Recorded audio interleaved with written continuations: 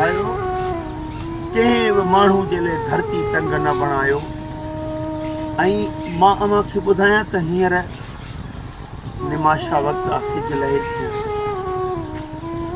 का ख़बर नाहे ज़िंदगी जो कहिड़ो सिज आहे, आख़िरी सिज आहे।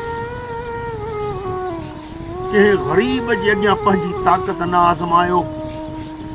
जेकॾहिं वॾेरा हो त तव्हां पाण ताईं महदूद हुजो, सरदार हो त पाण ताईं महदूद हुजो, रेस हो त पाण ताईं महदूद हुजो, कामरेट हो, शाशू ख़ान हो त पाण ताईं महदूद हुजो।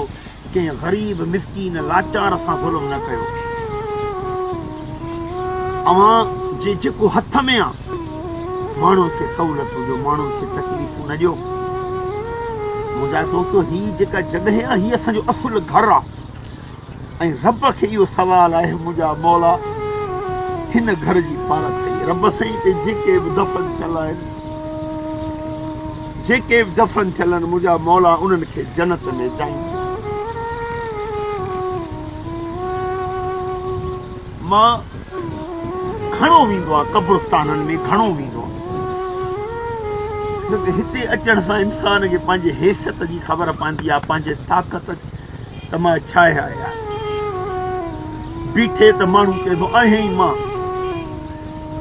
को ज़ुल्म जो शिकार थियल माण्हू क़ुर शरीफ़ खणी थो वञे त माण्हू उनखे बि नथा ॾिसनि।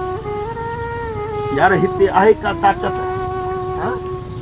हिते मां तव्हांखे ॿुधायां, अहिड़ा अहिड़ा माण्हू बि दफ़न थियल आहिनि जिन सां गॾु 100 माण्हू हूंदा हुआ। असां बि हिते अची वेंदा, असांजो बि असुलु घरु आहे। हे मुंहिंजी अमड़ आहे, हे मुंहिंजो बाबो साईं आहे। त मां इहो ई तव्हांखे पैगाम ॾींदुमि, ख़ुदा पंहिंजे हिननि घरनि जे लाइ सोचो, पंहिंजी आख़िरत जो सोचो। भली बुख ते वक़्तु गुज़ारियो, कंहिंसां ज़ुल्म न कयो। कंहिं ग़रीब, कंहिं मज़लूम, कंहिं यतीम जो हक़ न खाओ। हिन रब हिते सभु पुछा। अॼु ॾिसूं था को न को माण्हू कंहिंजे लाइ धरती तंग करे वेठो आहे। हींअर ऊन्हारो आहे, गर्मी आहे, मालिक माफ़ी जे शलन कंहिंमें कमु पवे।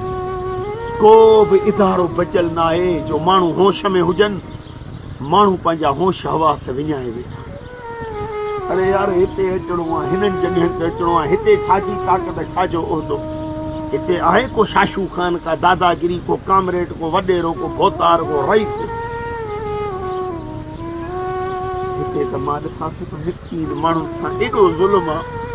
ग़रीब न्याणियूं वेचारियूं क़ुर खणी रोडनि ते बीठियूं, प्रेस क्लब जे अॻियां। इंसाफ़ न आहे।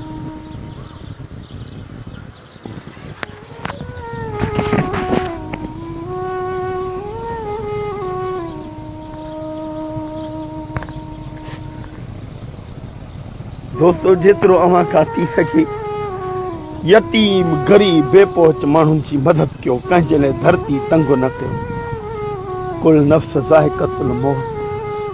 ख़बर ई नाहे ओचितो हलिया वेंदा, ओचितो हलिया वेंदासीं, ख़बर ई न पवंदी। कुल नफ़्स ज़ाइक़तुल मौत। हिते माण्हुनि पंहिंजा ज़मीर खपाए छॾिया आहिनि, माण्हुनि पंहिंजा कलम खपाए छॾिया आहिनि। हिते माण्हुनि पंहिंजा कानून खपाए छॾिया आहिनि।